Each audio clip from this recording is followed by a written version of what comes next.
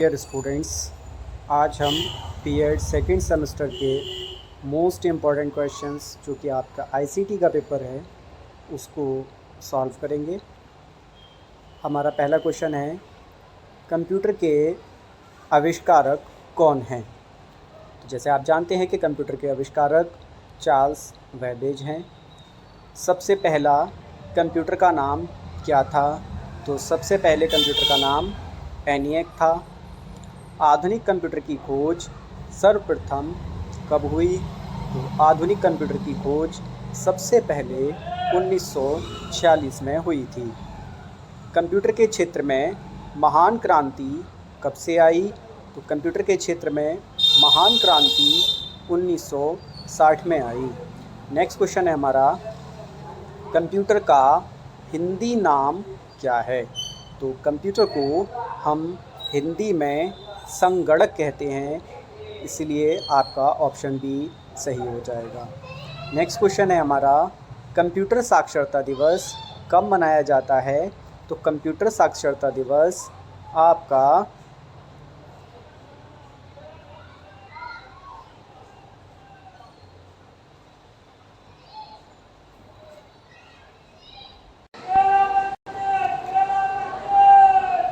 Computer साक्षरता दिवस आपका 2 दिसंबर में मनाया जाता है। सीपीयू का पूर्ण रूप क्या है? तो सीपीयू का फुल फॉर्म डियर फ्रेंड्स होता है सेंट्रल प्रोसेसिंग यूनिट। इसका ऑप्शन ए सही हो जाएगा। नेक्स्ट क्वेश्चन है, इनमें से कौन सर्च इंजन नहीं है? तो आपका गूगल, याहू, बाइडू और वॉल्फ्रेम अल्फ़ा। तो इसका सही आंसर हो जाएगा वॉल्फ्रेम अल्फ़ा। नेक्स्ट क्वेश्चन है, निम्न में कौन इनपुट इकाई है? माउस, कीबोर्ड, स्कैनर, इनमें से सभी।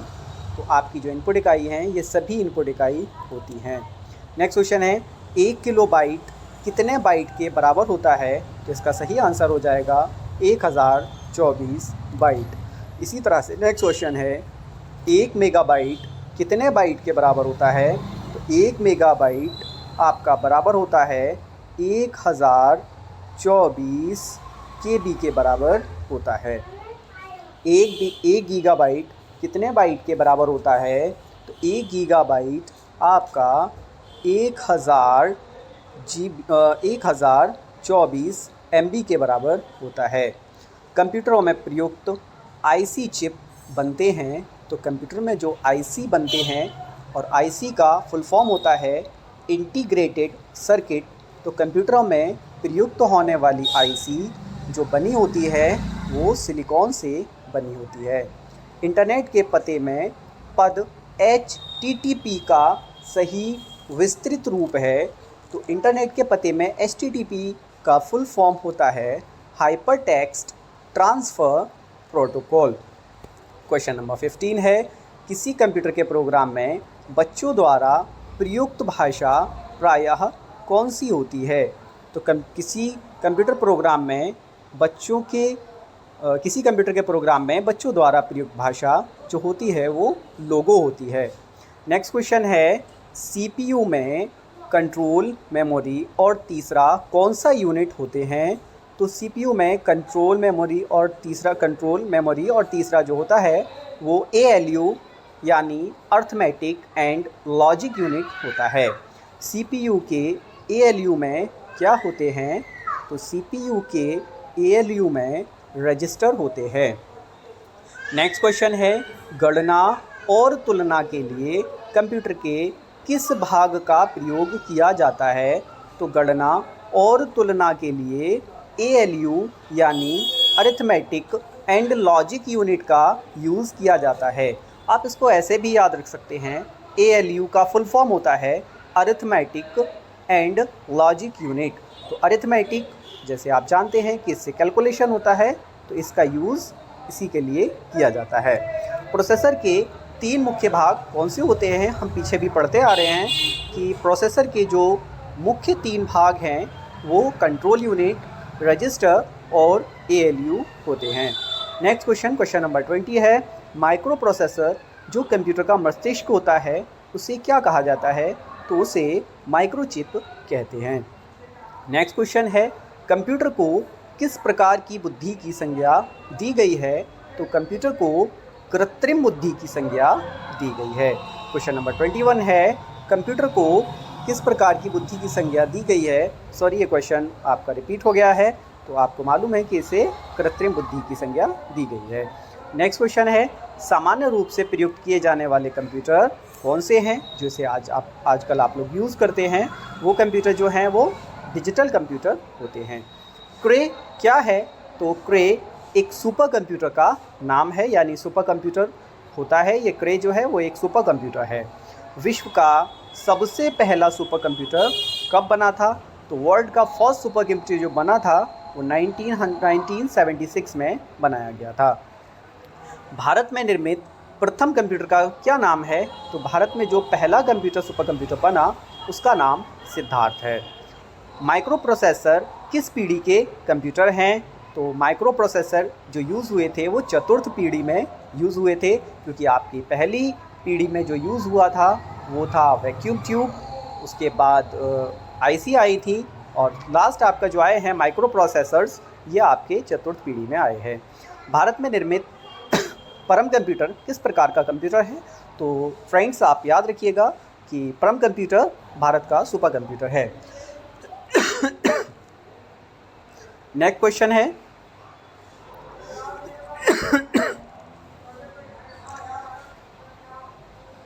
एनालिटिकल इंजन का निर्माण किसने किया था? तो एनालिटिकल इंजन का निर्माण आप याद रखेंगे चार्ल्स वेबेज ने किया था, इसीलिए कंप्यूटर का जनक चार्ल्स वेबेज को कहा जाता है।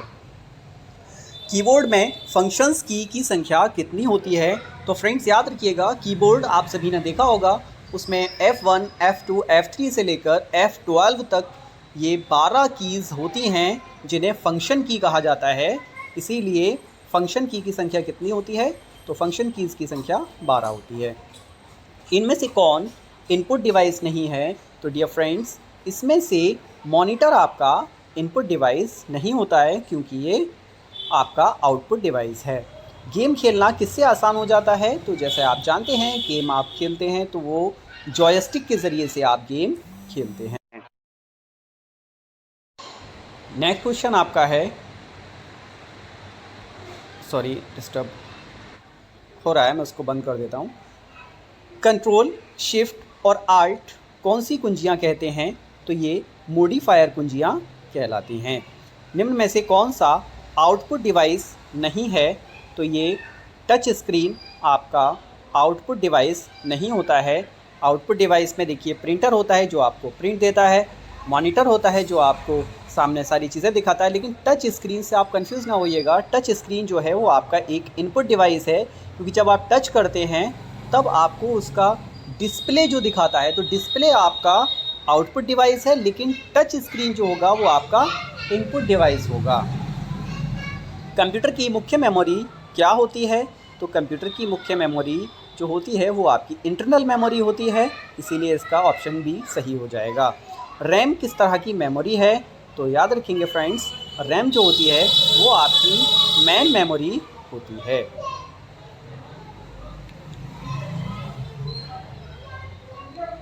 नेक्स्ट क्वेश्चन है आपका, निम्न में से कौन रैम नहीं है?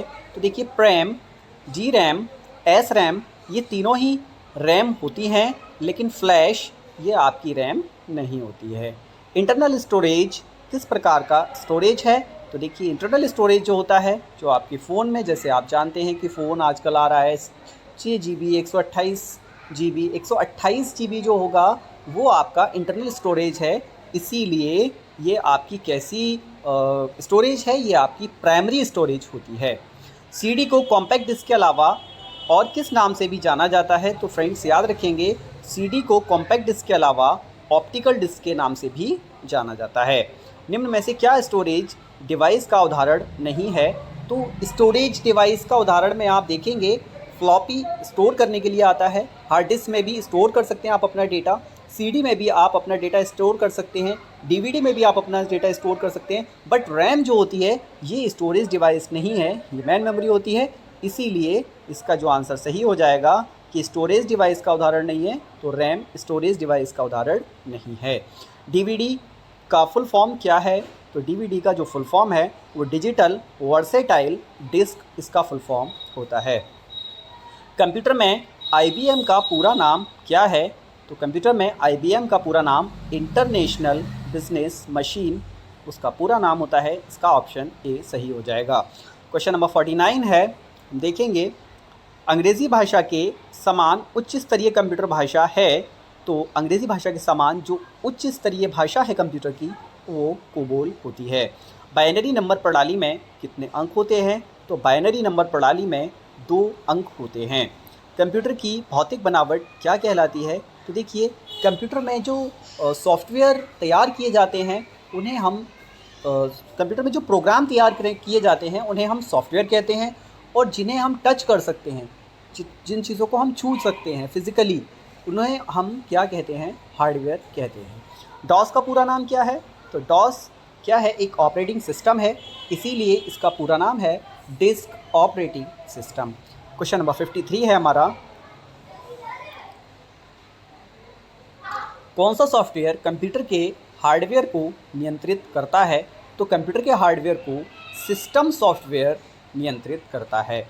MS वर्ड किसका उदाहरण है? तो dear friends, MS word application software का उदाहरण है। क्वेश्चन नंबर 55 है, लैन यानी लोकल एरिया नेटवर्क, इसका फुल फॉर्म होता है। लैन किसका उदाहरण, लैन का लघु रूप क्या है? तो लोकल एरिया नेटवर्क इसका लघु रूप है, जो कि एक साथ कंप्यूटर्स को जोड़ा जाता है किसी एक बिल्डिंग में। ये लैन होता है जो बाहर आपका सभी चीज़ों को जोड़ता है, उसे WAN कहते हैं, wide area network. WAN WAN wide area network, और लैन लोकल एरिया नेटवर्क। HTML का पूरा नाम क्या है? तो HTML का पूरा नाम होता है हाइपर टेक्स्ट मार्कअप लैंग्वेज। इसी तरह से क्वेश्चन नंबर 57 है, ORG का संबंध किससे है? तो फ्रेंड्स, जैसे आपने एड्रेस में देखा होगा www.ye.org.in.com, तो ये सारे अलग अलग तरह से होते हैं, इसीलिए .org जो यूज़ होता है वो संगठन से यूज़ होता है। .com डोमेन का संबंध किससे है? तो .com डोमेन का संबंध आपकी व्यापारिक संस्था से होता है। भारत में इंटरनेट की सुविधा कब से प्रारंभ हुई थी? तो भारत में इंटरनेट की सुविधा 1995 से शुरू हुई थी। वेबसाइट का एड्रेस निम्नलिखित में से क्या कहलाता है? देखिए, कुछ भी होता है, आप अपना शॉर्टकट की ईजी बनाते हैं, तो जो ऊपर लिंक एक्चुअली जो आ रहा है, जो आप कहते हैं लिंक सेंड कर दीजिए, उस लिंक को हम क्या कहते हैं? URL कहते हैं। ईमेल का पूरा नाम क्या है? तो फ्रेंड्स, ईमेल का पूरा नाम होता है इलेक्ट्रॉनिक मेल। इंटरनेट का पूरा नाम क्या है? इंटरनेट का पूरा नाम होता है इंटरनेशनल नेटवर्क। सूचना का राजपथ किसे कहा जाता है? तो फ्रेंड्स, इसका सही आंसर होगा सूचना का राजपथ इंटरनेट को कहा जाता है। नेक्स्ट क्वेश्चन है 64, ईमेल के जन्मदाता किसे माना जाता है? तो ईमेल का जो जन्मदाता है वो रे टॉमलिंसन को कहा जाता है। नेक्स्ट क्वेश्चन है 65, प्रथम पीढ़ी के कंप्यूटर प्रयोग करते थे? तो प्रथम पीढ़ी के कंप्यूटर फ्रेंड्स जो यूज़ हुआ था उसमें वैक्यूम ट्यूब का यूज़ किया गया था। नेक्स्ट क्वेश्चन है, प्रथम पीढ़ी के कंप्यूटर प्रयोग करते थे? तो फ्रेंड्स, ये क्वेश्चन भी रिपीट हो गया है, इसका सही हो जाएगा वैक्यूम ट्यूब। नेक्स्ट क्वेश्चन है, कंप्यूटर में विंडो एक प्रकार है?